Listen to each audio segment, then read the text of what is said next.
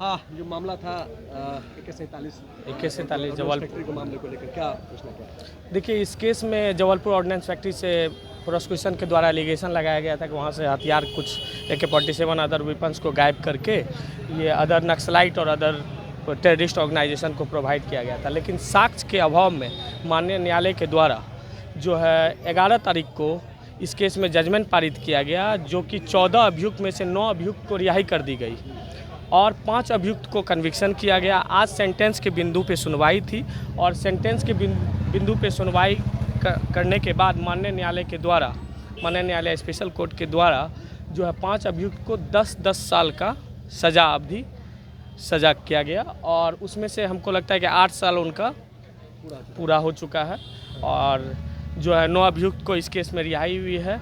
और NIA ने जो एविडेंस प्रस्तुत किया उस एविडेंस को माननीय न्यायालय ने साक्ष्य के रूप में परफेक्ट एविडेंस प्रस्तुत नहीं किया, इस वजह से माननीय न्यायालय के द्वारा बरी कर दिया गया।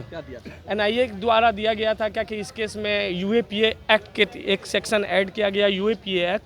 उस सेक्शन में जो है चार्जशीट सबमिट की गई और इसके बाद चार्ज फ्रेम भी किया गया। लेकिन अफसोस इस केस में UAPA एक्ट का कोई भी एविडेंस NIA के द्वारा प्रस्तुत नहीं किया गया और माननीय न्यायालय ने सेक्शन 39 में किसी भी अभियुक्त को इस केस में 14 अभियुक्त में से किसी भी अभियुक्त को जो है सेक्शन 39 में कन्विक्शन नहीं किया।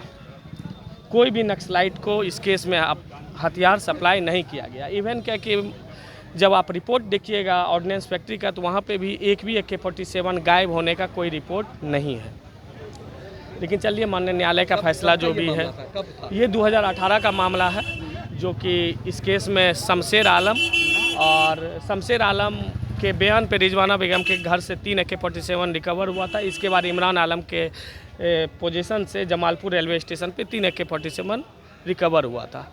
लेकिन जो रिजवाना बेगम के घर से रिजवाना बेगम भी रिहाई हो चुकी है, इसलिए कि 3 AK-47 में से जब एक AK-47 जो कि बोला गया कि ऑर्डिनेंस फैक्ट्री का है सारे AK-47, वहाँ से रिपोर्ट मांगा गया तो उस रिपोर्ट में ये दिया गया क्या कि जो एक AK-47 है 3 AK-47 में से एक AK-47 जो ऑर्डिनेंस फैक्ट्री में मौजूद है उनका इंटरनल जो रिपोर्ट है, इस रिपोर्ट के आधार पर माननीय न्यायालय ने अच्छे तरीके से स्क्रूटनाइज करके पेपर को और एविडेंस को साक्ष्य के रूप में देखते हुए अच्छे तरीके से सभी 9 अभियुक्त को रिहाई कर दी और रिजवाना बेगम को भी रिहाई। जी, आज 9 अभियुक्त को रिहाई करके जो है माननीय न्यायालय ने एक one of the best judgement which has been provided by the court. Even क्या इससे पूर्व 2-3 दिन पहले 6 तारीख को एक जजमेंट और पारित किया गया था जो कि NIA स्पेशल केस नंबर 318 था।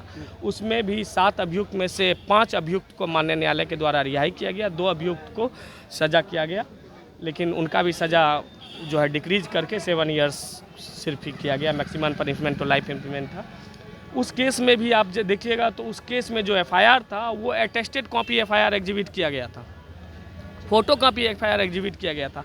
वो माननीय न्यायालय का जजमेंट आप पढ़िएगा, इतने अच्छे तरीके से जजमेंट माननीय न्यायालय के द्वारा पारित किया गया, एक एक बिंदु पे अच्छे तरीके से देखते हुए best judgement which has been provided by the honourable court. मेरा कहना है क्या कि ये जजमेंट अगर लॉ कॉलेज में पढ़ाया जाए तो देखेंगे वो लोग विद्यार्थी क्या कि एक कैसे किस तरह के जजमेंट माननीय न्यायालय के द्वारा it set a yard stick.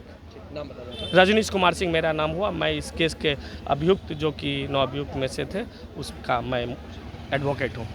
Ji.